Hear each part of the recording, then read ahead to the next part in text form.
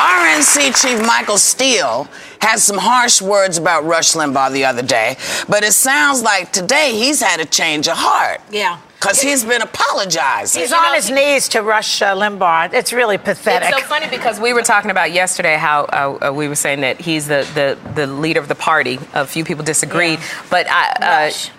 Rush. Yeah. And D.L. Hughley had his show, and Michael Steele was on there. And D.L. Hughley made the comment that Rush Limbaugh is the de facto leader of the Republican Party. And Michael Steele goes, no, I'm the de facto leader.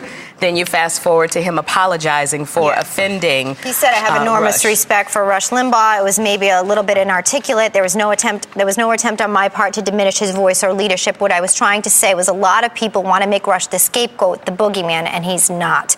He does what he does best, which is provoke. And he said a bunch of other things in that, but he clearly was trying to make things right. Afraid of Rush. He's afraid of Rush. It's Rush. fascinating to watch this. One of the Georgia Representative Phil Gingrey, he criticized Limbaugh back in January.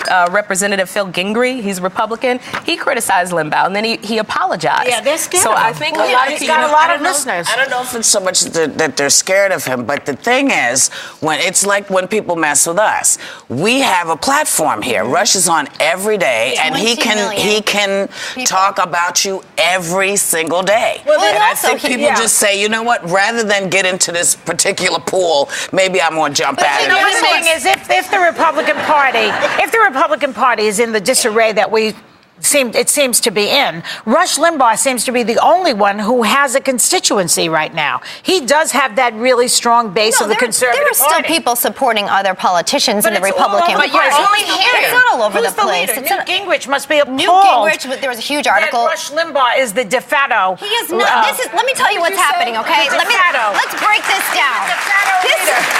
This is what all liberals would love, okay? They would love to just put Rush Limbaugh has 20 million people a day listening to him. He does what he does very well, which is commentary on politics, okay? As of right now, he bloviates. He's not... because he doesn't say what you like? No, he's a bloviator. Look, he has got 20 million people who listen to him. He's well respected both by liberals and conservatives who listen to what he has to say. But you know, but also, too, you don't hear anybody else. And I think that this makes Michael Steele look very weak, because he is the leader, to go back and apologize. You know, the thing about Rush Limbaugh, he stands by what he says. He never backs down. He does not apologize, because he came back after Steele, and he said it's time for you to go behind the scenes and start doing the work you were elected to do instead of trying to be some talking head media star. So he went after Michael Steele. He does not apologize. He can. If that's what you believe, that he's an entertainer, don't apologize. That is what he can do.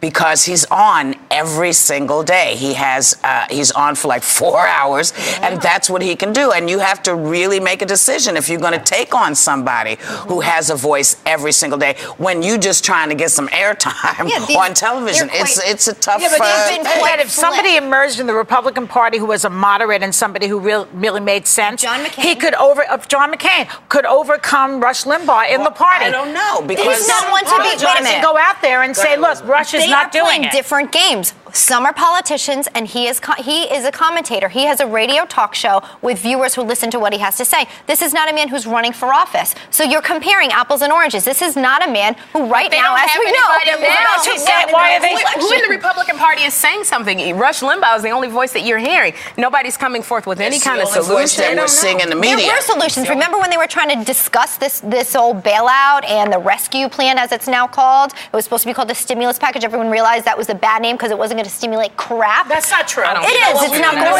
Trying to stimulate. The Republicans will not even ask for their opinion. The Republicans also have an obligation. If you're going to bitch about something, you have to come up with an idea. Right. They don't have. They did not have. Idea? Didn't you hear John McCain? You don't want to hear it. You don't want to hear the idea.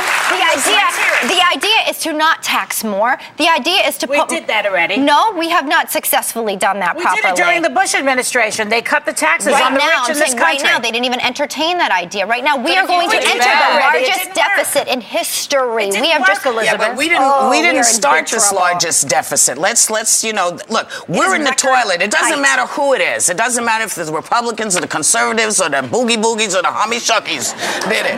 We are all in the toilet together.